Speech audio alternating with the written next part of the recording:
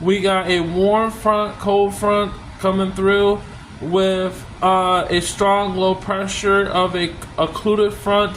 We're talking about temperatures reaching upper 50s, mid 50s, and maybe even possibly lower 60s in southeast Michigan, with dew point pleasant for some, comfortable more to the deep south.